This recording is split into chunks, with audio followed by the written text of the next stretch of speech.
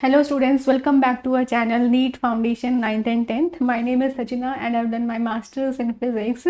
So देखो जितने भी न्यू स्टूडेंट्स आए हैं जो हमें हमारी वीडियोस को हमें पहली बार देख रहे हैं, तो आप अगर आपको हमारी वीडियो अच्छी लगे तो आप एक काम कर सकते हैं, वीडियो के नीचे इस तरीके से सब्सक्राइब का ऑप्शन आपको दिखाई दे रहा होगा। You can subscribe our channel and उसके बाद थोड़ा सा राइट में देखेंगे, थोड़ा सा साइड में देखेंगे तो आपको एक बेल आइकन दिखाई दे रहा होगा। उस बेल आइकन को क्लिक करके आपको क्या करना है, ऑल को सिलेक्ट कर देना है। इससे हमारी सारी की सारी वीडियोस आपको ऑन टाइम मिलती रहेंगी, ठीक है। एंड आपकी जो प्रिपरेशन है एग्जाम्स की वो कॉन्टिन्यूस चलती रहेंगी, ठीक है। एंड जो भी हम क्लास में कर रहे हैं वो सारे के सारे नोट्स, हैंड रिटन नोट्स जो है वो हम कहाँ पे डालते हैं, इन द टेलीग्राम ग्रुप। हमारे टेलीग्राम ग्रुप है, उसको आप ज्वाइन कर सकते हैं। नाम क्या है, NEET foundation class 9th and 10th। आपका इस तरीके से लोगो दिखाई देगा, तो आप क्या कर सकते हो, इस ग्रुप को ज्वाइन कर सकते हैं ताकि सारी चीज़ें आपको मिलती रहे, सारी हैंड रिटन नोट्स आपको मिलते रहे, question exam oriented questions practice करने के लिए आपको क्वेश्चंस मिलते रहेंगे एंड बाकी चीज़ें भी आपको ऑन टाइम मिलती रहेंगी, सारी इन्फॉर्मेशन आपको मिलती रहेंगी, ठीक है। अब एंड अगर आपको हमारी वीडियो अच्छी लगेगी so you can like a video, ठीक है, ताकि हमारा मोटिवेशन जो वो बढ़ता रहे एंड इसी तरीके से हम आपके लिए वीडियोस जो है वो लेके आते रहें। सो देखो आज हम क्या करने वाले हैं,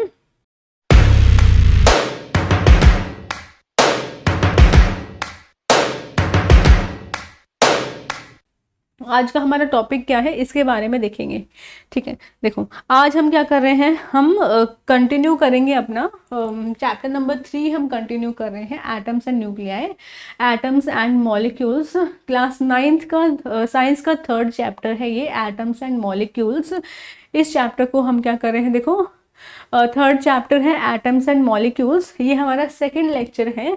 लास्ट लेक्चर में, फर्स्ट लेक्चर में हमने ये इंट्रोडक्शन देखा था, बेसिक क्या होता है, law of conservation, law of chemical combination में हमने 2 टाइप के लॉज पढ़े थे, law of conversion of mass and law of chemical combination. इन दोनों के बारे में हमने पढ़ा था, लॉ ऑफ, एंड दूसरा हमने क्या पढ़ा था, लॉ ऑफ कांस्टेंट प्रोपोर्शंस। ये दोनों चीज़ें हमने लास्ट में अच्छे से कवर की थी। अब देखो इसके बाद आया है हमारा डाल्टन्स एटॉमिक थ्योरी। तो यहाँ से अपना चैप्टर जो है वो हम आज स्टार्ट करने वाले हैं, ठीक है। अच्छे से दिखाई दे रहा है ना, देखो तो हम अपना स्टार्ट करेंगे। पहले इनके बारे में देख लेते हैं। डाल्टन्स एटॉमिक थ्योरी में डाल्टन है कौन, ये क्या है, साइंटिस्ट थे। इन्होंने कुछ एटम की एक थ्योरी दी थी कि जो एटम है वो इस तरीके का होता है, कुछ थ्योरी उन्होंने दी थी। तो देखो जॉन डाल्टन जो है वो क्या है, he was born in a poor weaver family in 1766 in England में ये इनका बर्थ हुआ था। He began his career as a teacher at the age of 12, ठीक है, यानी कि 12 साल की उम्र में वो एक टीचर की तरीके से काम करते थे, है ना। 7 years later he became a school principal. 7 years later यानी कि 7 साल बाद वो एक स्कूल के प्रिंसिपल बन गए, यानी कि 12 से 7 19 years की एज में एक प्रिंसिपल बन गए स्कूल के। In 1793 Dalton left for Manchester to teach mathematics, ठीक है। तो 1973 में इन्होंने मैथमेटिक्स, फिजिक्स एंड केमिस्ट्री पढ़ाने के लिए वो चले गए एक कॉलेज में। He spent most of his life there teaching and researching, and most of the life उन्होंने वहीं पे अपनी spend की है और अपनी maximum life में उन्होंने पढ़ाया है एंड रिसर्च किया है। तो 1808 में इन्होंने एक एटॉमिक थ्योरी प्रेजेंट की थी, which was a turning point in the study of matter. यानी कि डाल्टन की जो एटॉमिक थ्योरी है ये क्या था, एक टर्निंग पॉइंट था मैटर की स्टडीज में, ठीक है। तो वो क्या क्या थे हमारे, क्या क्या पोस्टुलेट्स उन्होंने दिए थे, क्या क्या पॉइंट्स उन्होंने बोले थे अपनी थ्योरी में, उनके बारे में देखो हम पढ़ना स्टार्ट करेंगे, ठीक है।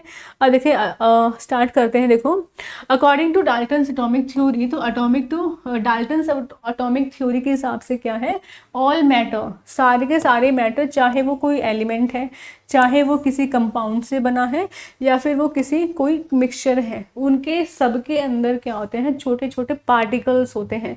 Is composed of small particles. ये सारे के सारे स्मॉल पार्टिकल्स से बने होते हैं और उन्हीं स्मॉल पार्टिकल्स को क्या बोला गया है, एटम्स बोला गया है। इतना क्लियर हुआ, अच्छे से समझ में आया कि छोटे छोटे पार्टिकल्स जो हैं उन सबको क्या बोलते हैं, एटम्स बोलते हैं। अब देखो जो उनकी थ्योरी थी, उनकी थ्योरी में जो पोस्टुलेट्स थे वो क्या क्या पोस्टुलेट्स थे वो देखेंगे।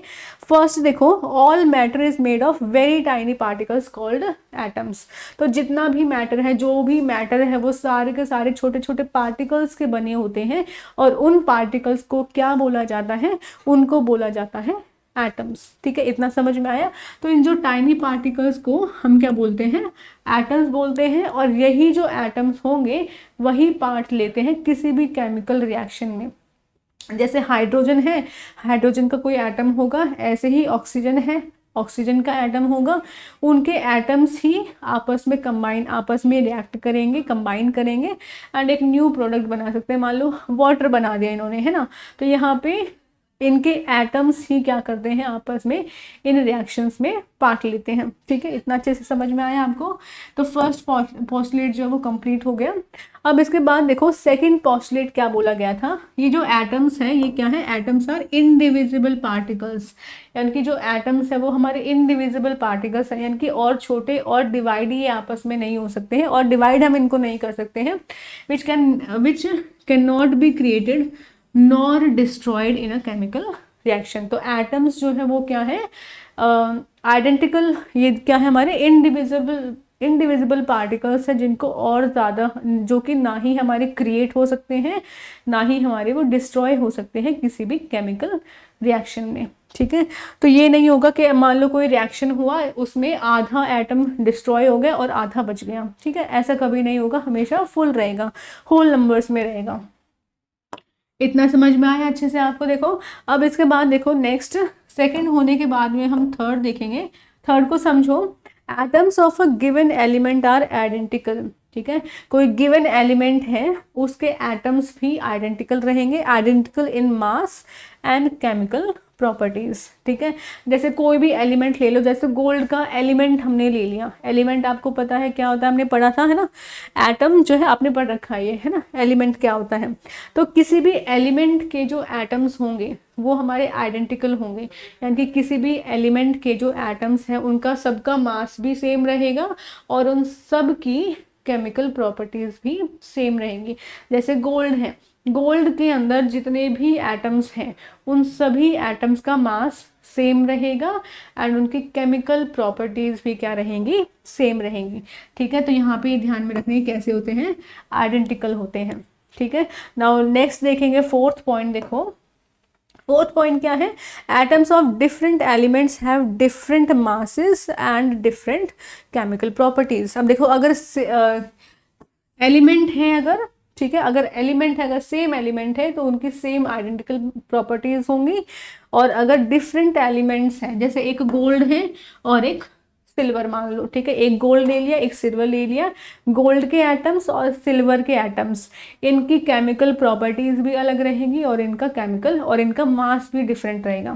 ठीक है, ये चीज़ है, अगर डिफरेंट एलिमेंट्स हैं तो उनकी प्रॉपर्टीज भी अलग रहेंगी, मास भी अलग रहेगा। ठीक है, नेक्स्ट देखो fifth point, atoms combine in the ratio of small whole numbers to form compounds. ठीक है, अब जैसे एटम्स हैं, एटम्स ही आपस में कंबाइन करके क्या बनाते हैं, मॉलिक्यूल्स बनाते हैं, है ना। तो एटम्स जो है वो हमेशा स्मॉल होल नंबर्स के रेशियो में आपस में कंबाइन करते हैं। जैसे हमने लास्ट क्लास में भी देखा था कि हाइड्रोजन और ऑक्सीजन, ये दोनों हमारे क्या है, एटम्स हैं। ये फिक्स्ड रेशियो में, फिक्स्ड नंबर में आपस में कंबाइन करेंगे टू फॉर्म H2O मॉलिक्यूल, है ना। H2O वाटर का जो मॉलिक्यूल बनता है वो किससे बनता है, हाइड्रोजन और ऑक्सीजन। तो हाइड्रोजन और ऑक्सीजन जो है वो हमेशा क्या करेंगे, फिक्स्ड नंबर में आपस में कंबाइन करते हैं, फिक्स्ड नंबर में। और वो कैसे नंबर होंगे, होल नंबर्स होंगे। कैसे नंबर्स होंगे, होल नंबर्स होंगे। ठीक है, इतना समझ में आया अच्छे से। देखो नाउ सिक्स पॉइंट देखेंगे, लास्ट पॉइंट, सिक्स पॉइंट देखो, the relative number and kinds of atoms are constant in a given compound. कोई भी गिवन कंपाउंड है, जैसे मान लो H2O का एग्जांपल ले लेते हैं, हम क्या कर रहे हैं, H2O वाटर का एग्जांपल ले रहे हैं। तो इस गिवन कंपाउंड में जो हमारे रिलेटिव नंबर है एंड काइंड्स ऑफ एटम्स, दो कौन कौन से एटम्स हैं, हाइड्रोजन और दूसरा एटम, ठीक है। तो इनका जो रिलेटिव नंबर है यानी कि कितने हाइड्रोजन होने हैं और कितने ऑक्सीजन हैं, ये हमेशा क्या रहेंगे, फिक्स रहेंगे। यानी कि वाटर बनना है अगर, तो हमेशा 2 ही हाइड्रोजन के एटम्स होंगे और एक बदले में ऑक्सीजन का एटम होगा। तो ये जो नंबर है रिलेटिव नंबर 2 और 1 का, ये हमेशा हमारा क्या रहेगा, फिक्स रहेगा। नंबर ऑफ एटम्स जो है, रिलेटिव नंबर जो है, ये हमेशा क्या रहेगा, फिक्स रहेगा। ये किसका है, नंबर है, ये नंबर का रेशियो है, ठीक है। इतना समझ में आया। और जितने भी है वो सबका फिक्स ही रहेगा रिलेटिव नंबर। नाउ देखो नेक्स्ट देखेंगे हम कुछ ये क्वेश्चंस कर लेते हैं एक बार। इतना आपको अच्छे से समझ में आया। देखो डाल्टन्स के सारे हमने पोस्टुलेट्स देख लिए। अब यहाँ पे देखो question, in a reaction 5.3 gram of sodium carbonate reacted with 6 gram of acetic acid, ठीक है। तो यहाँ पे ये रिएक्शन गिवन है, फिर उससे प्रोडक्ट्स बने, तो लास्ट में हमें शो करना है कि जो हमारा रिएक्शन है ये लॉ ऑफ कंजर्वेशन ऑफ मास को फॉलो कर रहा है। ये क्या कर रहा है, लॉ ऑफ कंजर्वेशन ऑफ मास को फॉलो करना है। तो क्या करना है, रिएक्टेंट्स का मास जो है वो हमेशा हमारे किसके इक्वल होगा, प्रोडक्ट्स के मास के इक्वल, ठीक है। तो यहाँ पे देखो आप कर लोगे इसे कि रिएक्टेंट्स का मास ऐड कर लोगे, कुछ आंसर आएगा, फिर प्रोडक्ट्स के मास को ऐड करोगे, कुछ आंसर आएगा, आप चेक करोगे दोनों के दोनों सेम रहेंगे, तो यहाँ से फिर हमारे वो प्रूफ हो जाएगा। नाउ सेकंड पार्ट देखो, hydrogen and atom combine in the ratio of 1:8 by mass to form water. तो हाइड्रोजन और एटम जो, हाइड्रोजन और ऑक्सीजन जो है वो 1:8 के रेशियो में आपस में कंबाइन करते हैं वाटर बनाने के लिए। तो यहाँ पे बोला गया है what mass of oxygen gas would be required to react completely with 3 gram of hydrogen gas. अब यहाँ पे देखो अगर 1 ग्राम हाइड्रोजन है तो उसके बदले में कितने ग्राम चाहिए होते हैं, 8 ग्राम ऑफ ऑक्सीजन चाहिए होता है। तो वहीं पे अगर हमारा 3 ग्राम ऑफ हाइड्रोजन है तो फिर बदले में होना क्या चाहिए, फिर बदले में क्या होना चाहिए, हमारा ऑक्सीजन कितना होना चाहिए, 3 टाइम्स है हाइड्रोजन, तो ऑक्सीजन भी 3 टाइम्स हो जाएगा, कितना, 24 ग्राम ऑक्सीजन होना चाहिए, है ना, 3 टाइम्स हो रहा है ये। इतना अच्छे से समझ में आया। नाउ थर्ड क्वेश्चन देखो बच्चे, थर्ड क्वेश्चन क्या है, which postulate of Dalton's atomic theory is a result of the law of conservation of mass. यानी कि जो हमारा डाल्टन का कौन सा ऐसा पोस्टुलेट है जो कि लॉ ऑफ कंजर्वेशन, जो कि हमारा लॉ ऑफ कंजर्वेशन ऑफ मास के बेस पे बना हुआ है। तो यहाँ पे कौन सा है, 5th पोस्टुलेट हमारा ऐसा है। कौन सा पोस्टुलेट है, 5th पोस्टुलेट है। 5th पोस्टुलेट कौन सा है, देखो चेक कर लो, चेक कर लेंगे कौन सा पोस्टुलेट है। देखो एटम्स कंबाइन, कौन सा पोस्टुलेट है, 6th पोस्टुलेट आएगा, the relative number and kinds in a atom are constant in a given equation in a given compound, ठीक है। किसी भी गिवन कंपाउंड में जो हमारा रिलेटिव नंबर होता है वो हमेशा फिक्स रहेगा। 2 हाइड्रोजन है और 1 ऑक्सीजन है, ठीक है, वो हमेशा क्या रहेगा, फिक्स रहेगा। ये हमारा पोस्टुलेट किस पे बना हुआ है, ऑन द कंजर्वेशन ऑफ मास के बेसिस पे ये बना हुआ है, ठीक है। इतना अच्छे से समझ में आया।